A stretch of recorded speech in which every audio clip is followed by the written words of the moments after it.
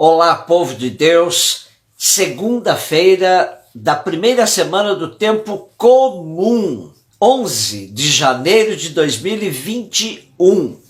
A nossa reflexão de hoje é a partir de Hebreus 1, de 1 a 6 e de Marcos 1, 14 a 20. Começamos o chamado tempo comum.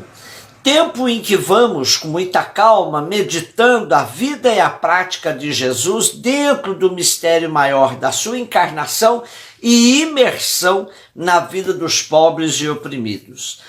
Na primeira leitura, estamos diante de um dos livros do Segundo Testamento que mais interrogações nos provocam. Por muito tempo, sobretudo na Igreja do Oriente, foi atribuído a Paulo. Porém, no Ocidente, desde há muito isso foi posto em dúvida.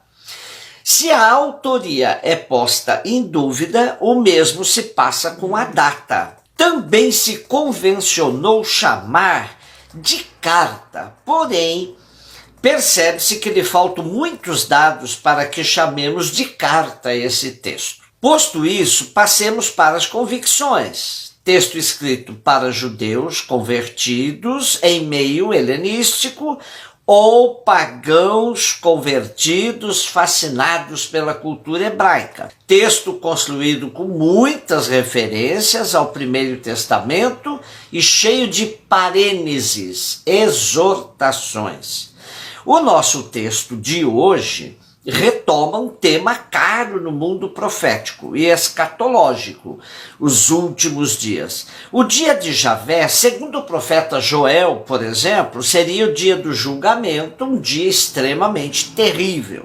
Esse é um dos modos pelos quais Deus falou por meio de profetas. Porém, agora, a palavra do Pai é seu Filho encarnado, o qual é o resplendor da glória do Pai. Portanto, diferente dele e da mesma natureza que ele. Ninguém jamais viu alguém acima do Filho, pois ele está acima dos anjos. O argumento é interessante. A qual dos anjos disse Deus alguma vez: Tu és meu filho, eu hoje te gerei? E ainda, eu serei para ele um pai e ele será para mim um filho. E de novo, quando introduz o primogênito no mundo, diz: adorem-no todos os anjos de Deus. A nossa grande alegria é poder dizer que o Filho de Deus veio fazer história com a gente, assumiu nossa condição humana, enxertando em nós sementes divinas. Como diz o prefácio da Epifania, quando Cristo se encarnou, se manifestou em nossa carne mortal, vós nos recriastes na luz eterna da sua divindade. Marcos 1, de 14 a 20. Depois de João ter sido preso, Jesus foi para a Galiléia e proclamava o evangelho de Deus, dizendo: completou-se o tempo e o reino de Deus está próximo. Convertei-vos e crede no evangelho. Passando ao longo do mar da Galiléia, viu Simão e André, seu irmão, que lançavam as redes ao mar, pois eles eram pescadores. E disse-lhes: vinde comigo, e farei de vós pescadores de homens. Deixando logo as redes, seguiram-no. E um pouco adiante ele viu Tiago, filho de Zebedeu, e João, seu irmão, que estavam no barco, e consertando redes. E logo os chamou, e eles deixaram no barco o pai com os assalariados, os trabalhadores, e partiram e seguindo Jesus. Lendo e relendo os evangelhos, não vamos encontrar Jesus explicando o passo a passo do reino, mas sim parábolas e outras formas de dizer como seria o mundo se o que valesse mesmo fosse o reinado de Deus. Jesus não anuncia um tratado, uma doutrina, mas ele era a expressão mais concreta do reino.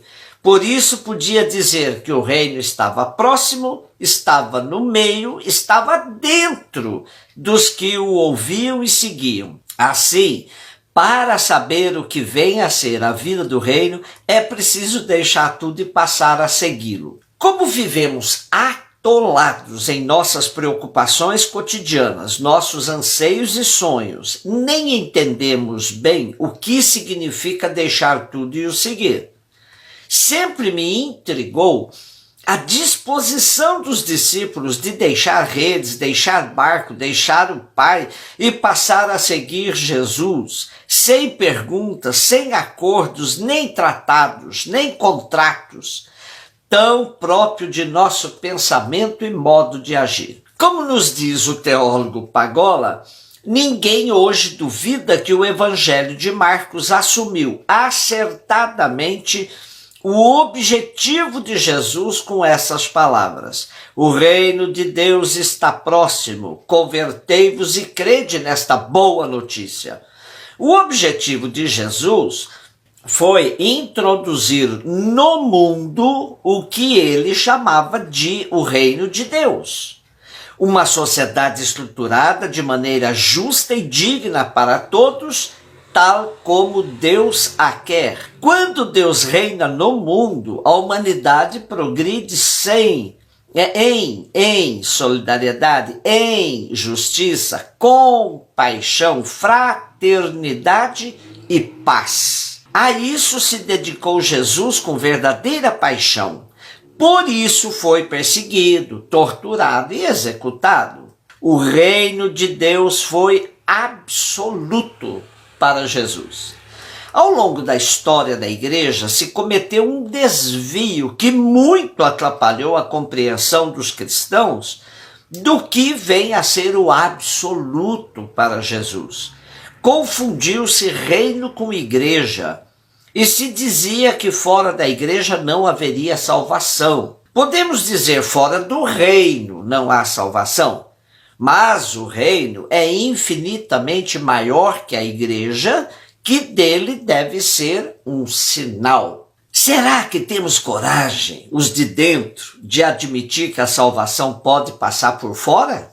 Fora de nossos esquemas, de nossas doutrinas, de nossas instituições e grupos? E será que imaginamos a nossa responsabilidade de atuarmos como sinais do reino? Quem nos vê passa a sonhar com o reino? Está aí o grande desafio.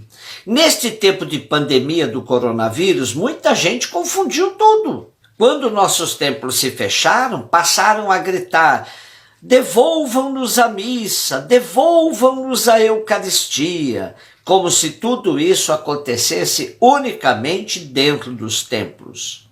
Fomos desafiados a ser, cada um de nós, a celebração eucarística para nossos irmãos e irmãs, isto é, a testemunharmos o corpo e o sangue de Jesus que tantas vezes comemos e bebemos, por meio da doação da nossa vida, da partilha, do compromisso em defesa da vida. Reduzimos tudo a ritos e doutrinas, trancamos Jesus no sacrário e dentro dos templos. Jesus andava pela margem do lago, não ficava sentado esperando que as pessoas viessem lhe consultar como deveriam fazer para entender o reino. Não.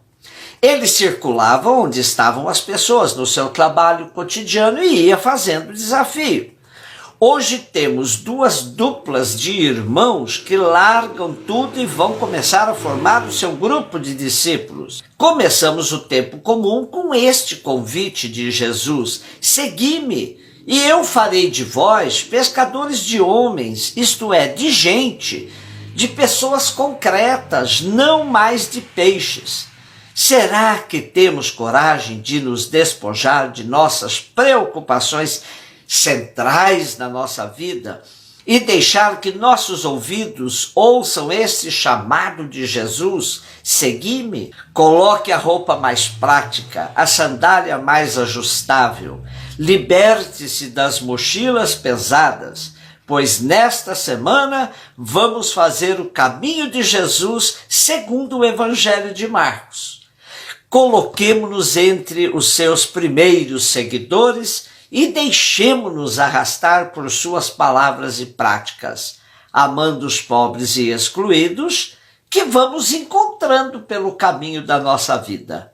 Sejamos, portanto, seguidores e seguidoras de Jesus. Um beijo no seu coração.